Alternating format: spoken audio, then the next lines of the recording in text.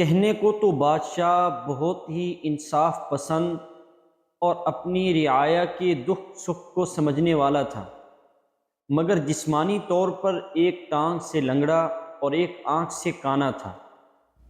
ایک دن بادشاہ نے اپنی مملکت کے تمام ماہر مصوروں کو اپنی تصویر بنانے کے لیے بلوایا، اور وہ بھی اس شرط پر کہ اس تصویر میں کوئی عیب دکھائی نہ دے۔ سارے کے سارے مصوروں نے ایسی تصویر بنانے سے انکار کر دیا۔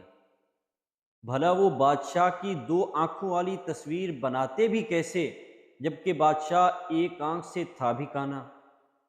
اور ایسے ہی بادشاہ کو دو ٹانگوں پر کھڑا ہوا دکھاتے بھی کیسے، جبکہ وہ ایک ٹانگ سے تھا ہی لنگڑا؟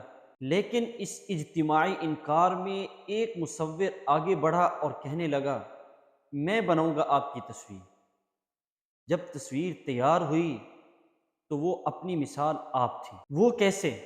وہ اس طرح کہ تصویر میں بادشاہ شکاری بندوق تھامے نشانہ بنا رہے ہیں، جس کے لیے لامحالہ ایک یعنی کانی آنکھ بند کیے اور لنگڑی ٹانگ کو زمین پر ٹیک لگائے دکھایا گیا تھا، اور اس طرح بادشاہ کی بے عیب تصویر آسانی سے بن گئی۔ جی تو معزز ناظرین، اس کہانی سے ہمیں کیا سبق ملتا ہے؟ کیوں نہ ہم بھی دوسروں کی بے عیب تصویر بنا لیا کریں، خواہ ان کے عیوب کتنے ہی واضح نظر آ رہے ہیں۔ دوسروں کے سامنے پیش کریں تو بے عیب تصویر پیش کریں، عیبوں پر پردہ ڈال دیا کریں۔ اللہ تعالیٰ عمل کی توفیق نصیب فرمائے۔